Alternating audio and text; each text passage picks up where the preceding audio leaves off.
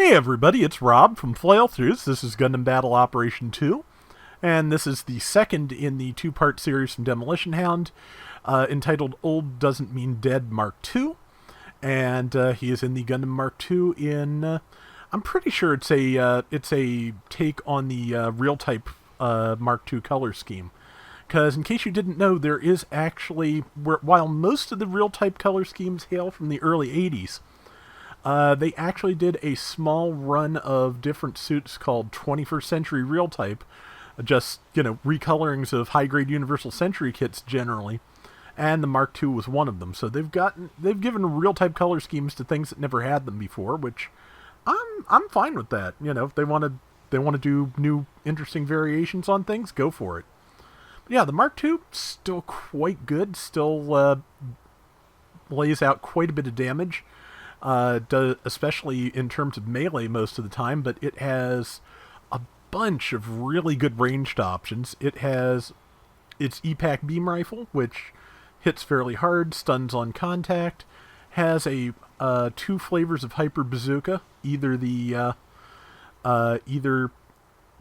solid shell or the shotgun ammo versions, the shrapnel bazooka. That was the official name. I could not remember. Thanks, brain. But yeah, it's got a bunch of good options. It's got a decent amount of equip slots. It also has a birdlime launcher to add another stun into its arsenal and slow down your enemies. And it also has really, really good Vulcans. So the Vulcan pod, of course, only fires from one side of the head, but it has a lot of ammo and does a lot of damage. So yeah, really good Vulcans.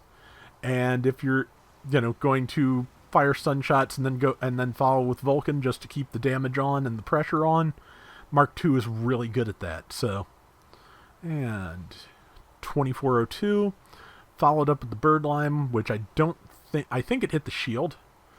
Good shooting around the shield, speaking of, but yeah, 107 damage per shot, really good rate of fire.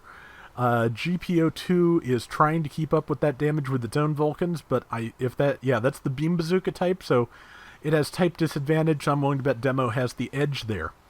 And managed to stop that Psycho Zaku Mark II and catch it before it could do any serious damage to him. And yeah, that was a good snapback from a counter. And yeah, I was about to say, I'm pretty sure that GPO2 is dead.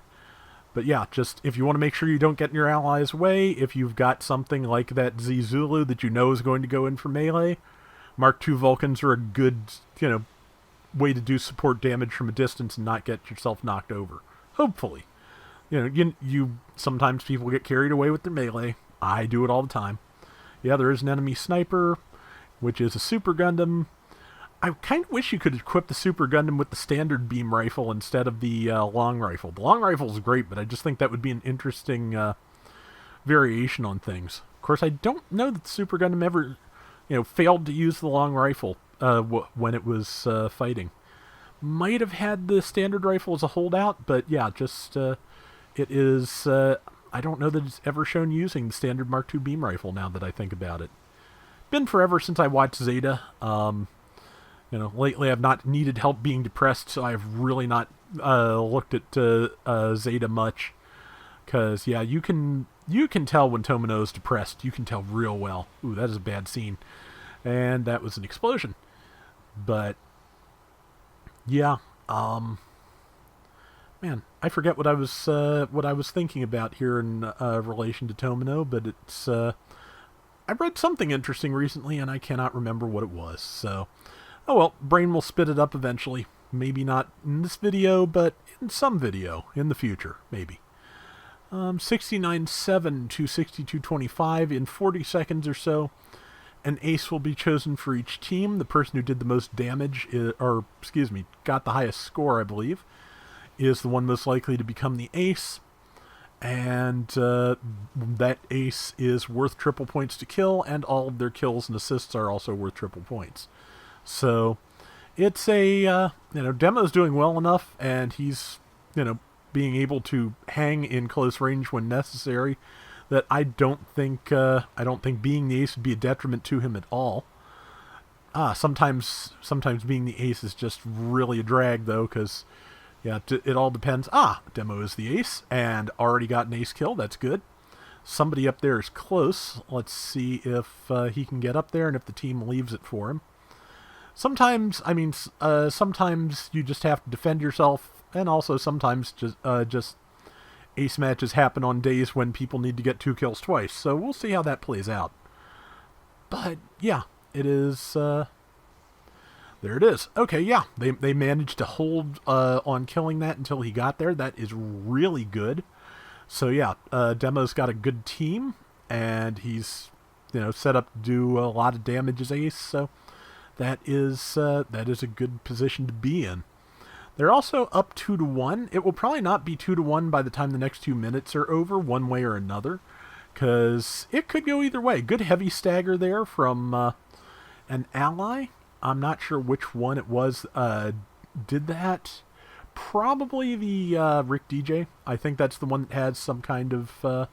Yep, there's the Hyper Mega Launcher hanging off its back, so that is probably what did it. That is a J-Gun, I believe, and yeah, 95 per Vulcan shot, and like I said, real good rate of fire.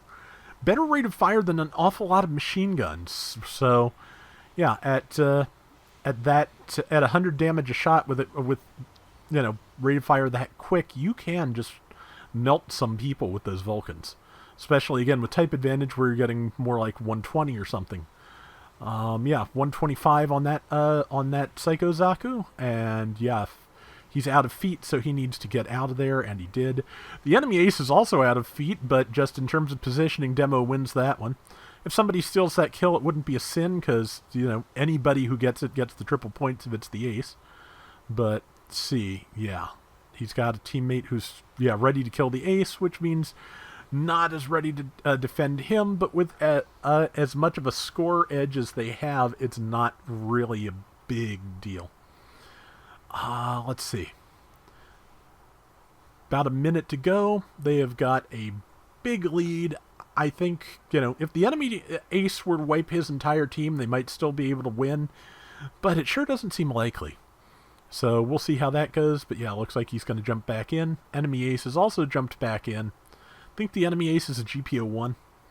I could easily be wrong. I frequently am. It's a hobby. But, see, 27 seconds. He may be able to take out this GPO-2, especially if nobody really decides to come to its aid. And yeah, he's just switching targets when your other target has iframes. Not a bad plan. And, yep, tried to use the enemy ace as a shield. Didn't get it done. Allies took the kill on the GPO-1, but again, as big a score difference as there is, just take what you can get sometimes.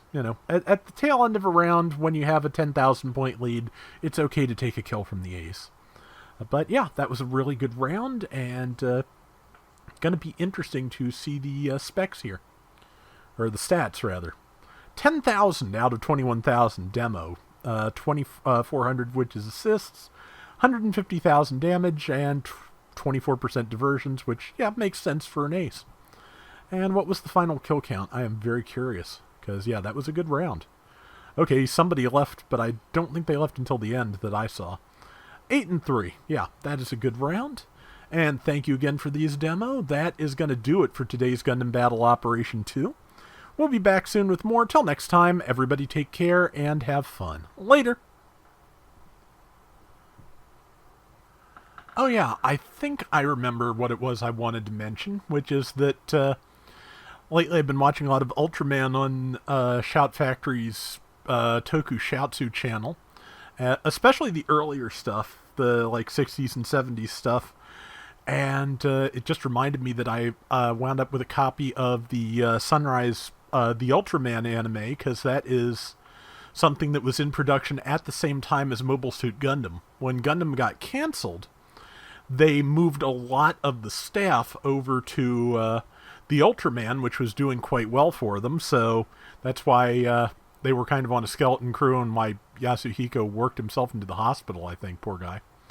But once Gundam was wrapped up for the last little bit of the Ultraman, most of the Gundam staff was working on that, to the point where I believe Tomino storyboarded the last couple episodes of that, so It's not a bad series. You can definitely see at times it is animated by people who worked on Gundam when you look at it.